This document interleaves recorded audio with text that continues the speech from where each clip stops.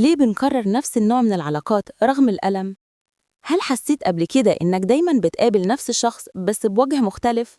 نفس الإهمال، نفس التجاهل، نفس الخيانة؟ ممكن يكون السبب إن عقلك الباطن هو اللي بيختار. إزاي بيختار اللاواعي شريك العلاقة؟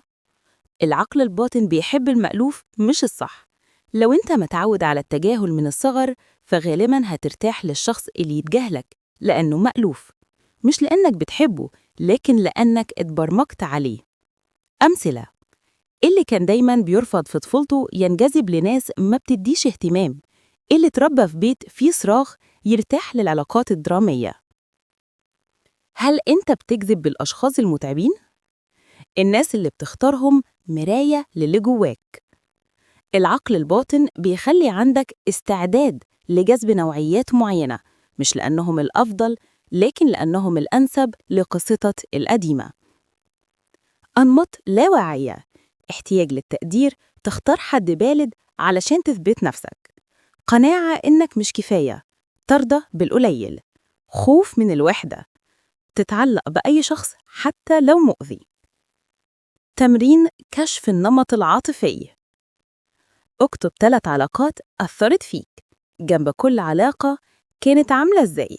دعم، تجاهل، تحكم، حب مشروط. لاحظ النمط المشترك. اسأل نفسك: إيه أول مرة في حياتك حسيت بالإحساس ده؟ اكتبه. دي بداية الشفاء. العقل الباطن بيقرر اللي ما فهمتوش علشان تتعلمه المرة دي. نصائح عملية: اعرف نمطك العاطفي اللاواعي. لاحظوا أول ما يظهر في أي علاقة جديدة. اربطه بجذر طفولي واضح. اختار وعي جديد يخدمك مش يكررك. الوعي بالنمط هو أول خطوة لكسر الحلقة. أنت مش ضحية ولا غبي علشان قررت نفس الغلطة، لكنك بتعيش بناء على برمجة قديمة. دلوقتي معاك المفتاح. شاركنا نمط بيتكرر في علاقاتك وفين تتوقع إنه بدأ.